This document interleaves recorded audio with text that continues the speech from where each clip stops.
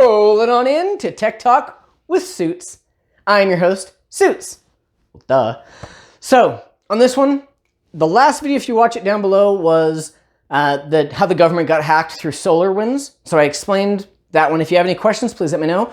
But this inspired me to do top 10 hacks in 10 minutes.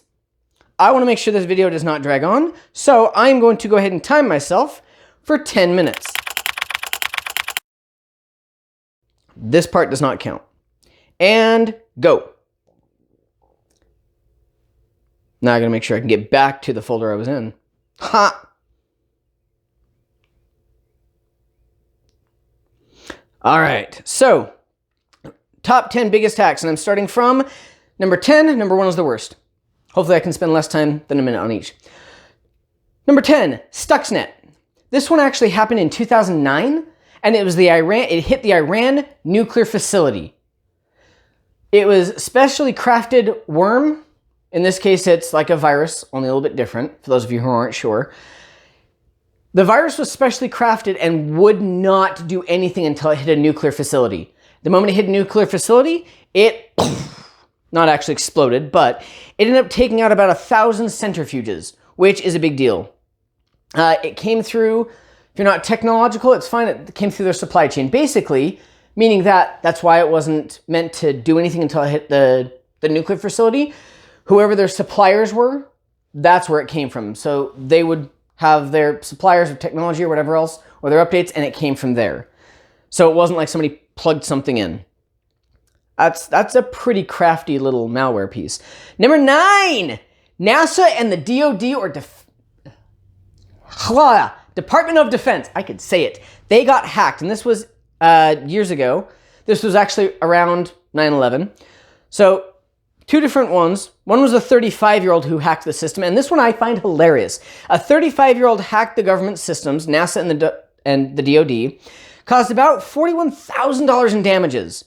He hacked 97 computers, claiming he was looking for UFO information and how the government was trying to hide alternative energy sources, which is interesting. In the course of his hack, he deleted weapons logs, which stalled the munitions of the Navy, and this is right after 9/11, so not a good time to do this, and stole only about 1,000 passwords and documents. The other one was a 15-year-old, which was a minor, so he didn't actually go to jail or anything. He was placed under house arrest on probation. I do laugh because part of his punishment was he had to write an apology letter to NASA and the DoD. I'm trying to figure out what would be in this apology letter from a kid. Like, I'm really sorry. I promise I won't hack you again. And I'm really sorry for causing almost $500,000 in damages. I even wrote hacking is bad 100 times on the chalkboard. Like, what are you going to write as an apology note for that? Hey, sorry I screwed you. Have fun. I mean, no, that doesn't, whatever. Number 8, Estonia. This happened in 2007. I told you it was all over the place. So Estonia, unfortunately for them, they ended up having one of the largest, as we call them, DDoS attacks almost in history. DDoS means distributed denial of service. Basically, they had a flood of information coming at their bank, and their computers could not handle it. When I say a flood, it was 4 million packets per second were coming at their bank. It overwhelmed it. It's like being stuck in rush hour traffic. None of the data was going anywhere. How did they end up solving this? The bank had to, after 24 hours or 48 hours, electronically shut down the bank, which means none of the ATMs were working. And the sad part is no Estonian credit cards or debit cards would work. None of their banking stuff was working because they would bank through there, which only deals with 97% of the banking in Estonia apparently at the time.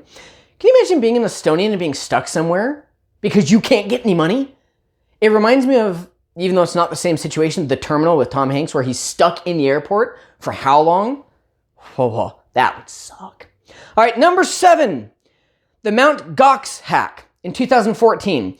So this attack was actually done with cryptocurrency. They stole a ton of cryptocurrency. $460,000 worth of cryptocurrency to be exact. Apparently the attacker went in, made themselves the admin, and then just assigned a bunch of cryptocurrency themselves, and then sold it. The annoying part is that they weren't even watching for it, but it's almost like going into God mode and being like, ha, I have all power, which is kind of like what admin privilege is. And they're like, I've got all power, I can do whatever I want. Scary thought. The worst part about this is that wasn't the first time. The first time, the person got all the usernames and passwords from the database, which was over 60,000. And they took $500,000 or $500,000 worth of cryptocurrency. So they didn't even learn from it the first time, go, oh, you know what, we should really bulk up on our security. No. In fact, after that, they just had to declare bankruptcy. So bye-bye, and your terrible security. That's a lot of money gone because you didn't want to deal with it. Number 6, 2011, Lulzsec hack. The PlayStation Network. Some people in 2011 wanted to go play their PlayStations. I'm speeding up for the time limit. Some of them wanted to go play their PlayStations, and it came up and said that the PlayStation Network is not currently up and running. Well, Sony said, yeah, give us a little while, and it actually took a few days. They shut it down for almost a month, actually. What ended up happening is Sony's security for their network got breached. And they got all 77 million users. What came with this data breach? Real names, addresses, email addresses, dates of birth, phone numbers, passwords, usernames, and security answers. So when you go on and say, yeah, what's your mother's maiden name? Sony had to tell people, hey, if you use these usernames and passwords anywhere else, we suggest you change them. Because one of the quickest things when you're a hacker is when you find out, hey, that person's username is Bob123 and their password is hello, I'm of course going to go to every single website I can think of and try that username and password. So they had to change a lot of stuff and advise their customers to be careful. That actually cost $171 million. Number 5, Equifax. Yes, one of those big companies that deals with your credit. They got hacked, and it was 147 million records. Names, social security numbers, dates of birth, credit cards, driver's licenses, so not big things, right? The problem is, here's where I have an issue with this. They knew they had an issue. They knew they had an issue because they knew that there was a security problem, but they just didn't want to put the patch on. So they didn't. They ended up having to pay $700 million to the federal and state investigations to stop them. But it was terribly preventable. I guess good thing that Equifax isn't really, needed for anything like car loans, home loans, lines of credit, anything like that. Number 4, hopefully I'm not running out of time.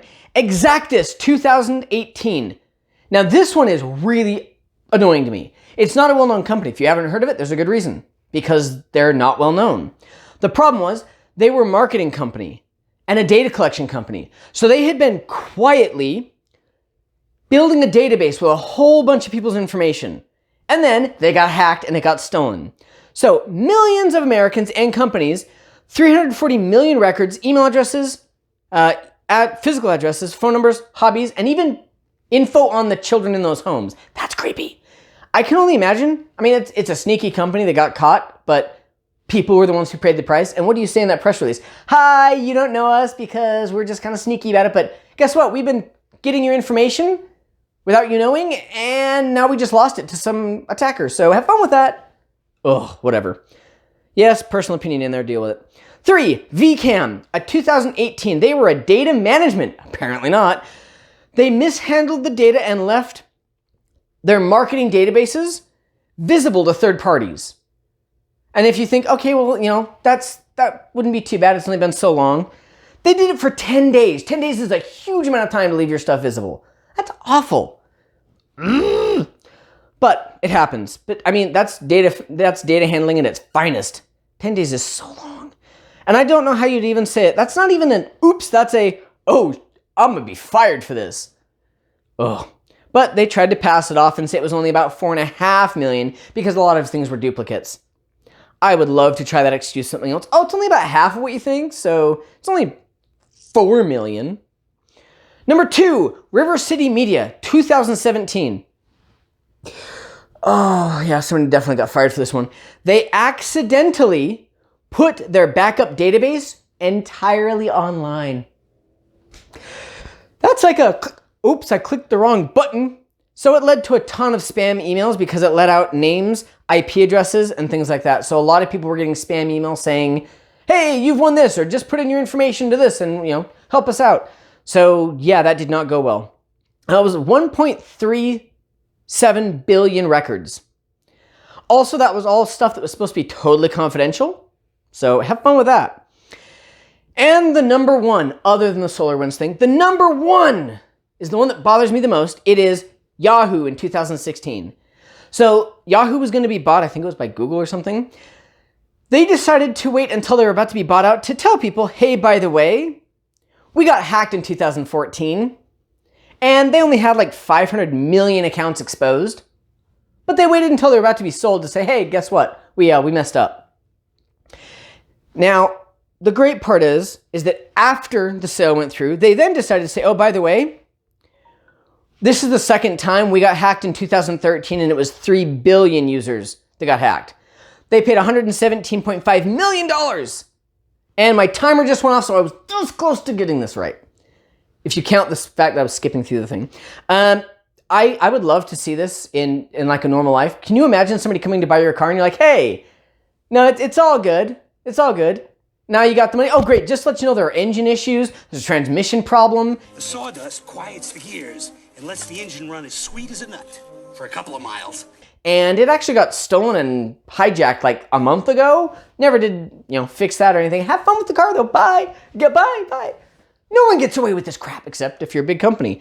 But I mean, yes, $117 million. So that is 10 of the biggest hacks, as you can tell, worldwide in the US. If you have one that you'd like to shout out, or you want me to do some research on one to find out what was going on with it, let me know in the comments down below. Please leave me a comment. Let me know how these are going. Let me know if there's something else that you're interested in. Let me know if there's something I should change on this. Or maybe I need to talk faster, or maybe I need to talk slower. Or maybe you don't like the background. By the way, yes, Spider-Man, Venom, Todoroki. Deal with it. Nerds love anime. And this is Suits, signing out.